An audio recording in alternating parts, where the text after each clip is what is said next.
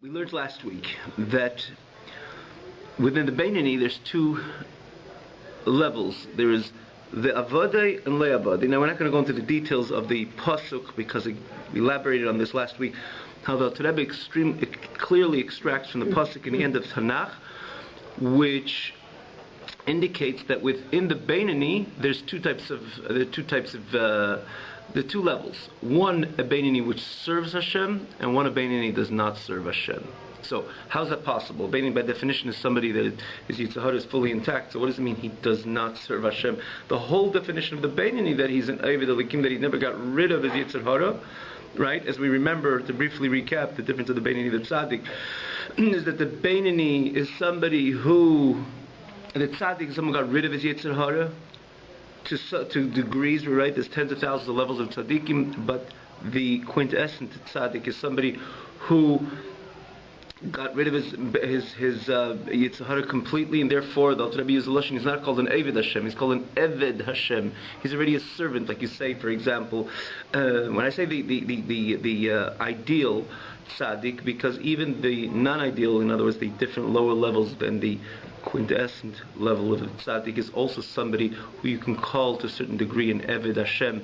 But let's use the overall term of the tzaddik is somebody who made a deep dent in his Yetzer Hara to the extent that he could even be transformed his Yetzer Hara. He's not called an Eved Hashem. He got rid of his Yetzer Hara. Why is called someone an Eved? For example, he puts feathers in somebody's back.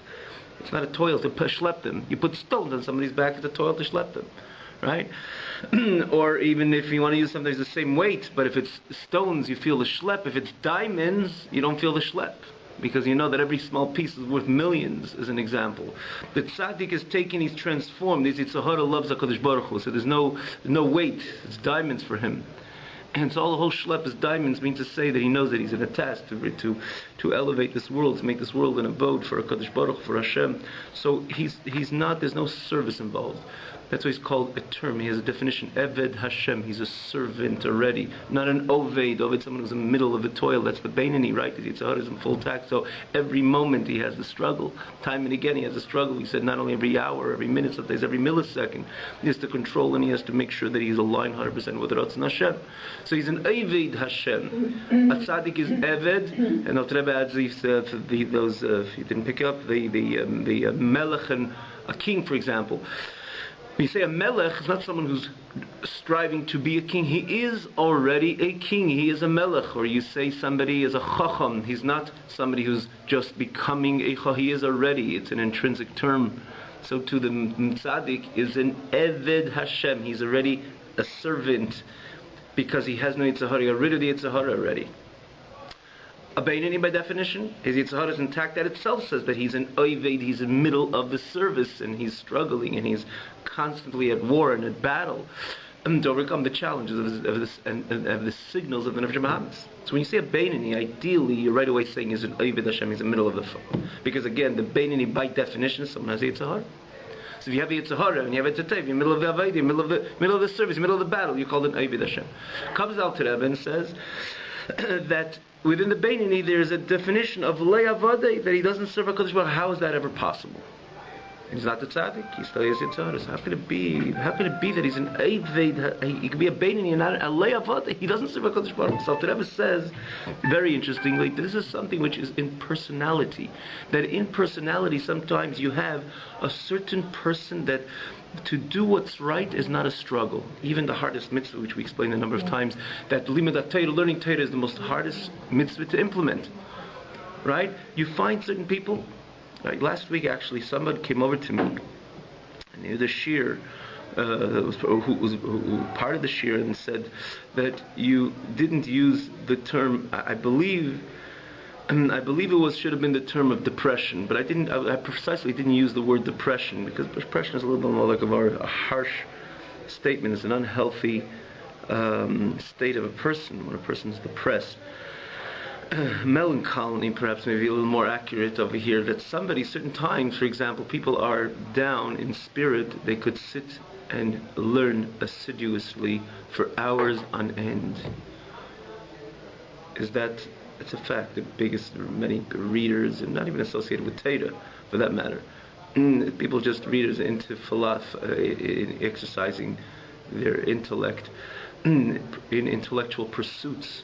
They could be hours on end reading and figuring and learning, but many times it's a result of their kind of melancholy state, which is not associated with any decision that we are going to do what's right. Instead of bumming around, we're going to just learn and pursue the intellectual, or the yid will learn Torah for such a long time. Many times it's associated with a certain personality. Like I said, it was commented, maybe use the word something to the depressed people, that right away they have their heads in their studies. But again, I try not to use that, because that's not just that's a marash chayres, as someone says, the lashon al Torah is marash chayres as opposed to mara levana, which is like I say, it's not short of using that term, but it means someone who's definitely down in spirit. You could learn Torah on end. You opens a Gemara, you could sit for 5 hours. Is it a good thing learning Torah? Yeah, obviously it's the biggest mitzvah in the Torah, but why is he doing it? Not because he made a decision that really I want to go talk and chat and have more of a relaxed time, and because this is the time of designated learning Torah, that's why I'm going to learn Torah. That's not why he's learning Torah. He's learning Torah because this suits his spirit at the time. Or not only at the time, this is the type of personality he is. And therefore he could learn Torah not 2 hours or 3 hours, he could learn Torah for 5 hours, but there's no avodah over here, there's no service. Because that's who he is. Again, just some tidbits of last week's class. Aydal Rebbe says, what about somebody what about in the negative, in the sur meira, to remove oneself from evil? Doesn't that take avodah? Doesn't that take service on any level? This is not to speak a good lashon hara. Or namely, as we mentioned, the real struggle of a person is in the context of modesty. To maintain a pure thought, speech, and action, namely thought, that is my thought should be pure and aligned with the Torah's mandate. To maintain a pure thought. Isn't that inevitable when someone has a Yetzer Hara, that he's always going to struggle to maintain a pure mind? So to give me an example, learning Torah. Learning Torah is in the positive. You could find a person that is not associated with Avodas Hashem. It's not associated with Avodah, it's not associated with toil, because that's his personality. But what about the Leisesa? To keep a pure mind, as someone who still has a Yetzer Hara, that's pretty hard. As we all know it, the struggles on a constant basis. We have the ability to overcome the Yetzer Hara, but do we know how many signals the Yetzer Hara could send? Again, maybe something 10 signals per minute, or maybe more. And you're saying a Beinani, he has a Yetzer Hara, which is inevitably sending signals, and he is a Beinani, which again by definition he's never a Rasha even for a moment, means, he never transgressed, because the moment you transgress once, you're not a Beinani anymore, you're in a Rasha. So how could you say he's Le'avad, he's not serving a Kodesh Baruch Hu, to maintain a pure thought? Inevitably you have to be a service. Says that there's certain people who do not have any conflicts because of their frigid nature. They're cold. The Lashon al Rebbe before, it says Einei Milchama. He doesn't have conflict of the natural taivus, lust, that the human being, the human mind is many times driven to, as we all know it, or at least we know it challenges. Not we allow these machshavas chas v'sholem to enter, because the moment that we accept these thoughts, right away we're not called Beinanim, but we know the struggle. So there's certain people by division, they're frigid, they're cold in nature, they don't have much of these struggles. So you have somebody who comes to Asay Torah, he does all the mitzvahs, comes to the hardest mitzvah of the Torah, which is to learn Torah, not to utilize every moment which is designated for the learning Torah. Again, it's a case-by-case idea. There's certain people, the Rav will tell them that according to Allah, you have to learn 7 hours a day. Certain people, the Rav will tell them based on their schedule and their commitments to communal work, or personally their time when they have to be in their office and so on, and their work, that they have three times a day. But everybody's obligated to learning Torah. Depends, the case by case. But the time which is designated for learning Torah, there's certain people that they would fill their time 100% learning Torah, but without any struggle. This is their personality. It's a Beinani, which does the mitzvahs perfectly, but Le'avada, he doesn't serve a Kodesh Baruch Hu. He's not doing it as a service, because he's serving. He's not doing it because he had to make a decision. Yet there's then the other, and then there's the Beinani, and again, even Leisasa, which again, to fight the struggles of overcome the struggles of the signals of the Yetzer Hara, which usually sends to the average person's mind. This person is very different by nature. He's a cold person. He doesn't have the average taivus which the average person has. And even other tannas and other pleasures and so on, he's cold. Mechusar hergish hana b'tivila. The Rebbe says he naturally lacks any feeling of enjoyment. Rare, not the norm, but it exists. So he's aligned with the Ratzon Hashem, but there's no Avodah. So he's a Beinoni, but there's no Avodah. So what is the ideal? The ideal Beinoni is someone who's a Beinoni. He's normal, he's upbeat, and he's good-spirited. And then when he sits down for a Gemara, usually someone who's a little more upbeat. It's hard to sit for 2 hours and learn consecutively, without any interruption. But if that's the time when I have to learn Torah mandates that I have to learn, so how am I going to learn for those 2 hours if I'm more of an upbeat person? I don't have this melancholy problem. I couldn't do it, but then am I doing it is because I'm an Eved Hashem. At that point, because I have something I'd rather stop learning and so on, and I make a decision, no, the Eibishter wants me to learn. And I know that he ponders in the greatness of the reality of a Baruch Hu, so he wants me to learn. That's why I'm learning. So I can learn for those 2 hours. But my whole 2 hours is the Beinoni, which is Eved Hashem. And the same thing if I'm a regular person, which usually has these taivas coming through, namely his mind, and I hold myself back not to entertain my mind with something which Torah says don't entertain your mind. I'm not a frigid person, type of person. I'm a regular person. The harmony within the harmonies and the everything within the person. In other words, everything is in zinc. His mind, his spirit is very normal. Call it right, and then hence and therefore as a result, he can and usually would have these signals which the Yetzer Hara would send into his mind to entertain his mind, which different ideas, again in the context of modesty, what Torah says, and then he says no, he can say no. And he does say no, but when he says no and he keeps a pure mind, it's a Beinoni which is Eved Hashem. Because everything about him is a service. Hashem says no, therefore is no. Hashem says yes, what I have to do, that's why I'm doing it. So it's all about the Beinoni, it's all about serving HaKadosh Baruch Hu. So there's 2 types of Beinoni, the Beinoni Le'avad and the Beinoni Avad. Comes out to them in this week, today, and says, you should know that even the Beinoni, which is Eved Hashem, there could be a state of Le'avad. And I'll just say this very briefly, orally, that in the end of the day, that somebody took him a struggle to, let's take it an hour, to learn an hour, consecutive hour without interruption. So he's learning, and he's learning Torah, and that first time he had to learn for a full hour, it was a struggle for him. But he overcame the struggle because he's in Beinoni Eved Hashem. The next day that hour becomes easier. You know what? If you do it hour, you learn Torah an hour for 5-6 days in a row, or 5-6 weeks in a row, it becomes the norm by you. That hour is no more a struggle.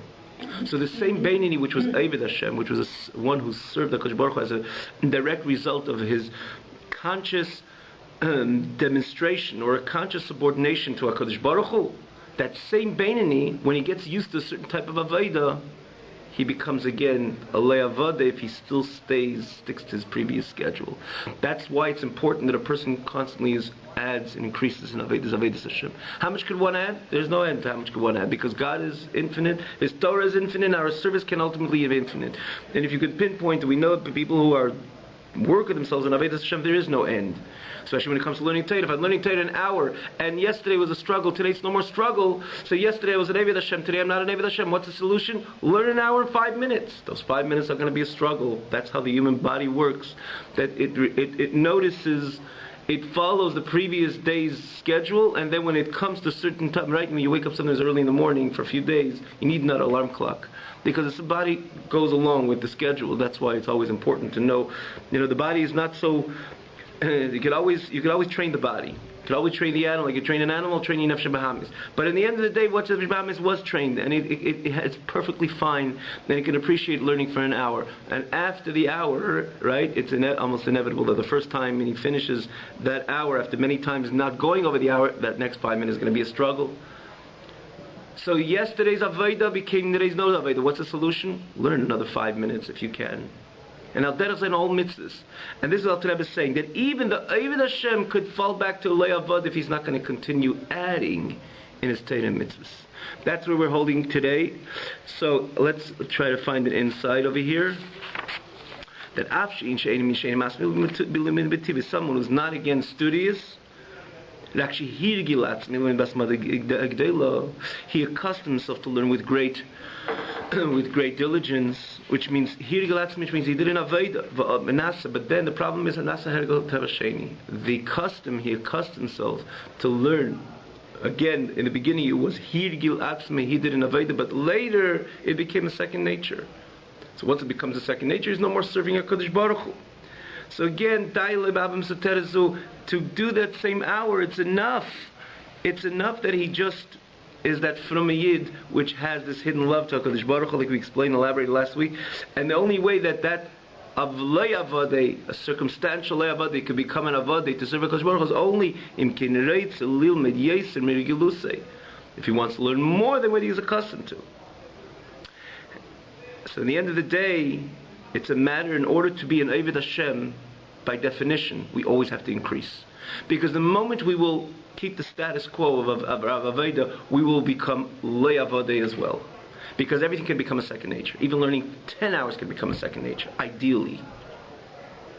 And so therefore it's almost, and that's why Vazei Yuvna, the Alter Rebbe explains a beautiful Gemara. The Gemara says, Eved Elikim. What is the definition of Elikim? The Gemara says, someone who learns his study 101 times. What's Le'avadei? Doesn't serve HaKadosh Baruch Hu. So you can imagine, Le'avadei, he's probably playing outside, he's playing games. No. The Gemara says, Le'avadei is someone Sheni Pirkei Me'epamim Levad. He only studies his study for 100 times consecutively. That's the difference of Le'avadei and Le'avadei. When it's a matter of once. What if he loses count? I mean, like, why is that the difference? If you say Le'avadei, someone who's bumming around, and Le'avadei, someone who's learning Torah is one thing. You say Le'avadei is someone who learns something 100 times. Le'avadei is something who learns 101 times. Why so? And the answer is, if you put it in this context, it's a matter of bending oneself at HaKadosh Baruch Hu. And then we can understand that it's not a matter of the one time, it's a matter of overcoming the nature, overcoming this what I'm accustomed to. And he says, "Man should be made in the time of the Talmud." The Regilus, what was the custom? To learn every study, every lesson 100 times. And then and therefore that was the norm. So the Gemara says that's the norm. It becomes le'avadei. What is le'avadei? What it means serving HaKadosh Baruch Hu? You learn it 101 time. That extra time which you learn, because it's a decision that you're learning another time for HaKadosh Baruch Hu, that is lashon, is that you change a state of le'avadei to avadei. It's not just a little passage which you cross. It's an enormous difference from someone who does not serve HaKadosh Baruch Hu to someone who serves HaKadosh Baruch Hu. Why? Because that 100th time.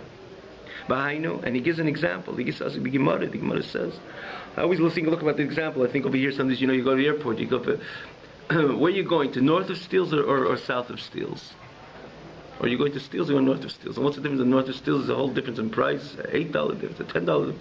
And what is it? It doesn't matter if you go just a minute over north of Steels, because it's a different area.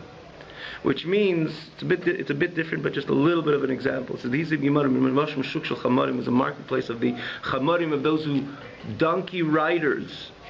They used to rent themselves Eser Parsa Bezuzah. They used for 10 Parsa, which is a certain a measurement, or a Parsa, I believe it's 4 kilometers or 8 kilometers, I'm not sure. But they used to rent to hire themselves for one zuz, for one coin, which is called a zuz. When it came la'achad parsa, for 11 parsa, for a little more, so apparently you would say in our currency, 10, you would say it's $10.10.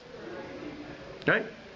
Because if $10 is for, or excuse me, or bezuzah $1. So $1 for Eser Parsa, so in our currency, if they went 11 parsa, it would be $1.10. Because for 10 you do $1, so another 1 you do another 10 cents, which is tenth of a dollar. So if it was 20, then they had officially the right to charge $2. But they didn't. For 10 they charge 1, for 11 they already charge 2. And why so? Because that was out of their territory, which they were accustomed to go. They used to go back and forth. These donkey riders, you take their donkeys, take people from here to there. This was their route. You want me to go beyond something which is not the norm? You're going to pay for it not just a tenth. In other words, that's because it's a different idea. Because something which you're used to. You ever see sometimes you go to a place, you think it's distant, and you come back, it's like shorter, and the next time you go, wow, this is so much shorter than originally, because in the beginning you didn't know where it was and you had to go until you find it. And because much of our life, or a significant part of our life, is psychologically run 100%. Like some good man said, someone said, I think maybe it's exaggerating, but still he said 90% of our life is It's based on exaggeration. What I believe in everything, in all areas of life. But certainly a big part of it is true. You go to places very far, the next time you went already, it's much closer. But it isn't closer. It's because to you it's closer. And the same thing, this was part of the route, they charge us money. You want to go beyond? You're going to pay another zuz. And this is the similar in the same thing when it came in Shiryesim and Gelusim, because it was more than they were accustomed to. Back to the Gemara. Or back to this Me'apam Ve'echos rather, that Zeisapam Me'avachas, this 101 time I say that more than they were accustomed. Again, this was a standard in yeshivas to learn the lesson 100 times, so it was beyond Shkola Kineged Kul in ways more or similar, corresponding to the entire 100 times. And not only it surpasses over those 100 times with greater strength and greater intensity, because this is what makes him call Eved Alakim, someone who serves HaKadosh Baruch Hu. And the reason is because in order to change the nature of something which you're accustomed to, it won't go easily. You need Hashem. You have to. It's naturally in the context of Avodas Hashem, to doing what Hashem says to do, to the mitzvahs, and again learning Torah. In order to change the nature, you have to arouse this Aval Hashem. You have to arouse the love. You have to HaKadosh Baruch Hu. In order that you, via rather pondering the greatness of HaKadosh Baruch Hu in your mind, in order to produce that willingness to go beyond your nature, you have to realize, yes, there is an Eibishter, and therefore this is an Eibishter which I love, and therefore I'm ready to do more for Hashem.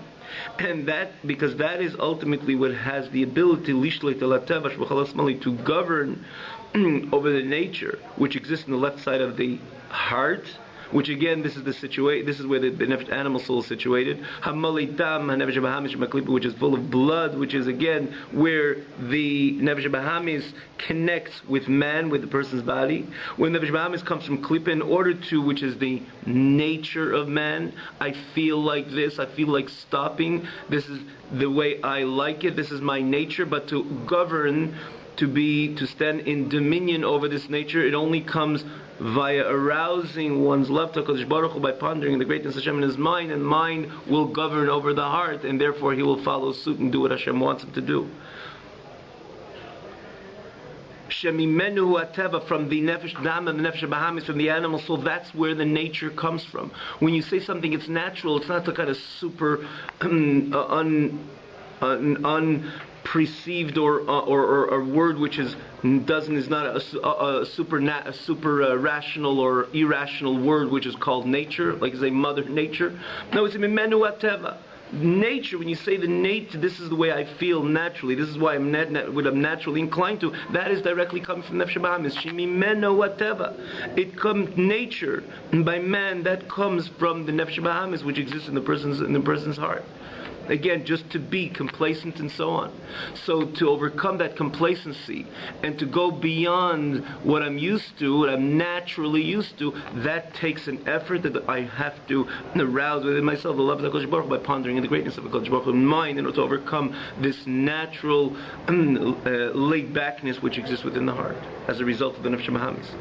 This is the complete Aveda to the Beinani. In other words, this is the ideal, the perfect service in the life of the Beinani, that all he does is learning Torah and doing mitzvahs is not something he just got used to doing, but it's something which he makes an effort, a constant effort, in order to overcome the teva, the nature, the laid backness or complacency of it, which is associated with Bahamis.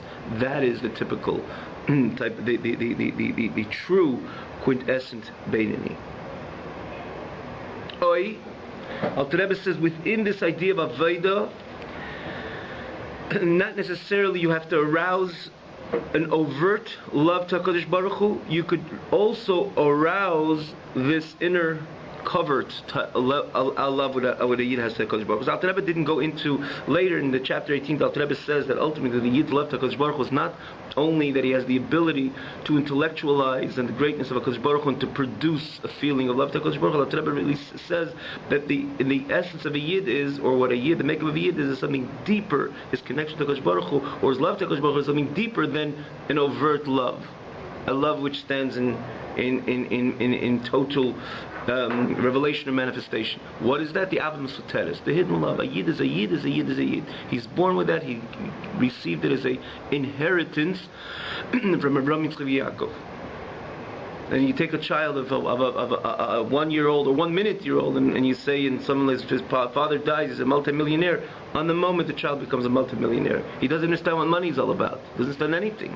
Understand what this world is all about. He just came into this world because it's an inheritance, a Yerusha, so he has everything, if he likes it or not, if he's in tune to it or not. The same way a Yid, by definition, we are Yidden, we have an inheritance of HaKadosh Baruch Hu, we have a love, innate love to HaKadosh Baruch Hu, because we're connected by our neshama to HaKadosh Baruch Hu. So there's two types of loves ultimately. Again, the Alter Rebbe is going to deal with it later. Here the Alter Rebbe alludes to this. And so I'm not going to elaborate on this, but it just alludes to this because when we say two types of loves, one, the innate love, the innate inherent love of the Yidat HaKadosh Baruch Hu, like a son to his father. He doesn't have to think much of him being his father and what he contributed and what he did for him and so on. It's just, this is his father. He can't even make it, he can't even explain with the right words why he has why he's so inclined to be connected to his parents. Because just that's how it is, because he comes from his parents, that's why he's connected to his parents. Then there's another thing, that when a father demonstrates his affection, love to his child, so the child could re-arouse, in other words, to understand the greatness of his father, and understand what his father gave to him, or contributed to him, to his education and so on. But it's a different set of love, it's a different set of feelings, because this is more on the surface, what I worked out with my mind, and why it makes sense to love this person. And the same Yid with the Eibishter. There's part of the connection with the Yid with the Kodesh Baruch Hu, the love of Yid with the Kodesh Baruch Hu, because he's a Yid. And he has Yerusha as an inheritance of Avraham, Yitzchak, Yaakov, this notion of Avas Hashem, the idea that he's completely connected to Kodesh Baruch Hu, and he is essentially has an essential love to Kodesh Baruch Hu, rather. And where does that come from? It just comes from because of the Ben Avraham, Yitzchak, Yaakov. He's a Yid and he has a part, he has a neshama, and if he has a neshama, a neshama is part of a Kodesh Baruch Hu. So again, he's a Ben la Kodesh Baruch Hu, a Yid not called B'ni B'chei Yisrael, so he loves the Kodesh Baruch Hu. But that's Ava Mesuter, it's a hidden love. Then there's the love which comes as a production. It's produced by my pondering the greatness of Kodesh Baruch Hu, by my comprehensive understanding, my comprehensive understanding of the greatness of Kodesh Baruch Hu. And if you understand something thoroughly, it arouses automatically. It produces a feeling to this which you understand, or this which your intellect explains you the virtue of it and the greatness of it. So you have a feeling towards it. So the regular, the Beinani, the Aveda Tamal Beinani, the ideal Beinani, the perfect Beinani, is somebody who arouses or ponders in the greatness of HaKadosh Baruch Hu and arouses a true, tangible feeling to HaKadosh Baruch Hu. And that's what makes his decisions, to learn Torah and to stay away from him, and to, again, in Avos Hashem and in Yiras Hashem is fear from Hashem, of Hashem. Again, to stay away from any mitzvahs, laces. But then there is a lower level, but it's still associated with Avedas Hashem, but he arouses not a structured pondering or structured understanding and comprehensive understanding of the greatness of Kodesh Baruch Hu, which produces a tangible love, or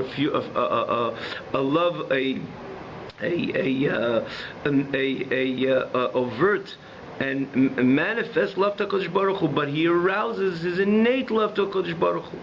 In other words, it's not something that he has a structured understanding of the greatness of HaKadosh Baruch Hu, but he arouses the deep and an essential love and hidden love he has to HaKadosh Baruch Hu, which also, that is what ultimately contributes to his decision to serve HaKadosh Baruch Hu, to learn Torah and do mitzvahs. That's also a Beinani, which is Oved Hashem. Not with the Ava Gluya, the reveal, the manifest love, but the arousal, the deep love. Alim Shalayad, through it, to govern in the nature of the left side, which is the Nefesh Baham, the animal soul, which that's where nature within man comes from. It's not the ideal Aveda, but it's also called Aveda. To fight in war with nature by Yetzer, the next page read by Yetzer, and the Yetzer Hara. Right, the nature and inclination, that he arouses the hidden love within his heart. As opposed to if he doesn't have any war at all, this love to HaKadosh Baruch Hu, that ultimately he's doing what Hashem wants. Because he's a Frumiyid. He's a Frumiyid to the extent that he's a Beinani. He never goes out of line with Shulchan Aruch. But because he doesn't serve HaKadosh Baruch Hu, there's no struggle, there's no milchama, this love is not something which is associated with him. It's not his Aveda. Why is he learning Gemara, not picking up another book? Is because probably he's a Yid and he's a Frumi Yid and he wants to be a Frumi and he's a Ben Avraham Yitzchak Yaakov, so we are inclined to learn Gemara instead of reading another book. And even again, the idea of it, even yesterday's avodah, something which I invested time and effort the day before, but because this became the norm, this became my second nature. And what am I doing? The next day I'm going to the same shir and learning Gemara. Why am I learning Gemara? Because I love HaKadosh Baruch Hu, but I love HaKadosh Baruch Hu with a overt love that I thought about the greatness of HaKadosh Baruch Hu, which brought out with me an overt love to HaKadosh Baruch Hu, to Hashem. Not at all. I'm going back to the same shir because I have an innate love to HaKadosh Baruch Hu, and that was nothing to do with me. It's given over to Avraham Yitzchak Yaakov. I did not make it a struggle. I made sure not to learn even one moment, even more than I learned yesterday. And again, I'm used to it. This is something which is already incorporated into my system, into my nature. So here I'm doing the right thing. I'm a full Beinani. I never go out of line even once for Shulchan Aruch, but that's not my Aveda. It's just because I'm a Yid. I'm probably doing all the right things. And if it's not Aveda, it's a Beinani, 100% B'lei Avada. As opposed to the Beinani, which is Avada, which is again, the ideal Beinani is to serve HaKadosh Baruch Hu. And even something which I got used to, which again, yesterday's service becomes today's norm and nature, so what I do beyond, I do more. Because a Yid always looking into the Torah. And the question is, who cares? I'm serving doing HaKadosh Baruch Hu, says I have to be Oved Hashem. I'm always aligned with Shulchan Aruch. In Leisus and Mitzvah say the answer is because we have a mandate in Torah. The same Nebish that tells us to put on tefillin or any other mitzvah for that matter. We have a mitzvah of vadatim es Hashem Elokeichem. Nebish wants our toil, our struggle. We find in this week's parsha also the Bnei Reuben wanted to settle in the Transjordan area, right? Calm, quiet. No, what do they say? It's not going to happen. It doesn't happen like that. All good things come through war. Go fight with your brothers, then come back. And let the brothers fight. And we're not bothering anybody. No, it's a matter of milchama. This is in the picture of the parsha, but there's something to it in our lesson, and very much of it, or this what the Torah tells us and gives the man every yid. I want you to serve. I want you to toil, and not in the way that when this becomes again something which is your second nature. It's a matter of Avodas Hashem, and it's Avodas Hashem, and if something I'm doing the right things, not because without any struggle, without any wars, it's not Avodah. Have a wonderful evening.